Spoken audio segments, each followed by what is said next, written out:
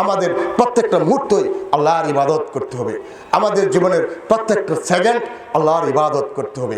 একদিনের যে 24 ঘন্টা আল্লাহর ইবাদত করতে হবে। 1440 মিনিট 1440 মিনিট আল্লাহর ইবাদত করতে হবে। প্রতিটা মুহূর্তে আল্লাহর ইবাদত করতে হবে। তাহলে এটা আমরা কীভাবে করব?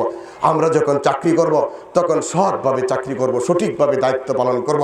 আমরা যখন ব্যবসা করব তখন মানুষকে ঠকাবো না, আমরা সঠিকভাবে ব্যবসা করব।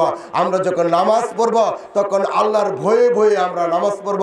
আমরা যখন মানুষের সাথে ডিলিংস করব, আমরা যখন সমাজ করব, বন্দেগী করব, তখন আমরা ভালোভাবে করব।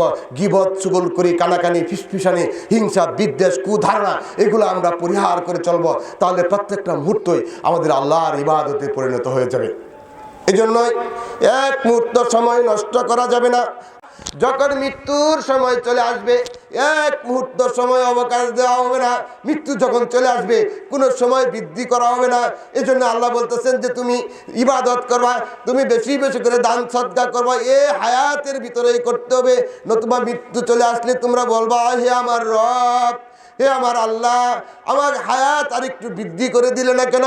আমার হায়াত যদি আরেকটু বৃদ্ধি করে দিতে, আমি যদি আরেকটা দিন সময় পাইতাম দুনিয়াতে, তাহলে আমি বেশি বেশি করে আল্লাহর ইবাদত করতাম, বেশি বেশি করে তওবা করতাম, এমন ইবাদত করতাম আকুম মিনাস সালিহিন, আমি সৎকর্মশীলদের অন্তর্ভুক্ত হয়ে যেতাম।